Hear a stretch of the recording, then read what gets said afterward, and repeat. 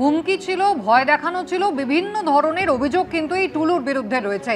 নকল ডিসিআর সে বানিয়েছিল এবং সেই নকল ডিসিআর দিয়েই কিন্তু কোটি কোটি টাকার রাজস্ব ক্ষতি হয়েছিল এবং তাতেই কিন্তু এভাবে নিজের সাম্রাজ্য বানিয়েছিল টুলু মণ্ডল।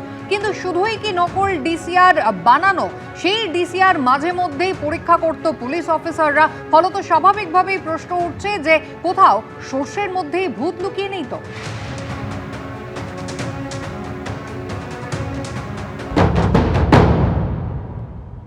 টুলু মণ্ডলের একাধিক ডিসিআর গেট ছিল, সেই ডিসিআর গেটে একজন কর্মী আমার সঙ্গে রয়েছেন। এটা নিয়ম মানে সেফটি হিসাবে রয়্যালটিটা কাটতো 4 টন পার পিছু 100 সেফটি করে রয়্যালটি।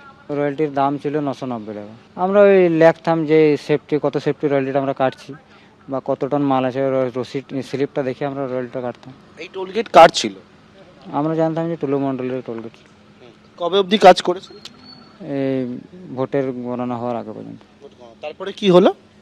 তারপরে বিজেপি কিছু লোক এসে রয়্যালটি গেটের তালা মেরে দেয়। এই ডিসিআর গেটে নকল ডিসিআর আসতো, সেইটা ডিসিআর টাকা সরকারি ডিসিআর তো অ্যাকচুয়ালি কাগজ থাকতো, সেখানে নকল ডিসিআর ব্যাপারে জানতেন না, ওই নকল আর অরিজিনালের মধ্যে আমরা পার্থক্য বুঝতে পারতাম না। এখন এটা বুঝতে পারছি যে নকল ছিল যেটা বলছে মানুষ, কিন্তু আমরা যা কাজ করতাম, আমরা কাজ করাকালীন বুঝতে পারতাম না যে এটা নকল না অরিজিনাল।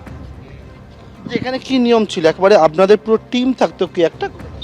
4 জন 5 জন করে থাকতাম। একটা কাউন্টারে রসিদ স্লিপটা দিত, স্লিপটা নিয়ে একজনা সই করতো যে এত এত সেফটি রয়্যালটি। ফাঁকি দেওয়ার কোনো জায়গা, কোনো লরি দ্বারা বেরোতে পারতো না, ফাঁকি দিতে পারতো না। কেন, কিভাবে?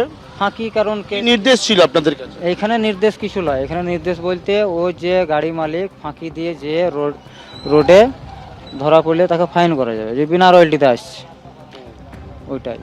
সমস্ত জায়গায়, অর্থাৎ সমস্ত জায়গায় একটা টিম তৈরি থাকতো এই ডিসিআর গেটে, যাতে সবাই ডিসিআর কেটে তবে বেরোতে পারে। ওরকম যা বটে বটে, তার সত্ত্বেও যে পুলিশ প্রশাসন তারাও চেক করতো মাঝে মাঝে। পুলিশ প্রশাসনে চেক করতো? হ্যাঁ, যে ধরা টরা পড়েনি? না। তিনি 2 বছর ধরে এই যে ডিসিআর গেট রয়েছে টুলু মণ্ডলে, সেই ডিসিআর গেটে তিনি কাজ করতেন এবং যে তিনি বলছেন যে একেবারে একটা নির্দিষ্ট টিম থাকতো, যে টিম সবসময় ডিসিআর গেটের চারপাশে হচ্ছে পাহারা দিত। এমনকি তারা এখন বুঝতে পারছেন, তার দাবি যে ডিসিআর আসল না নকল কোনো কিছু বুঝতেন না, তখন পুলিশও থাকতো, মাঝে মধ্যে দেখতো। এই বিষয়ে কিন্তু তিনি এবিপি আনন্দ এগিয়ে থাকে, এগিয়ে রাখে।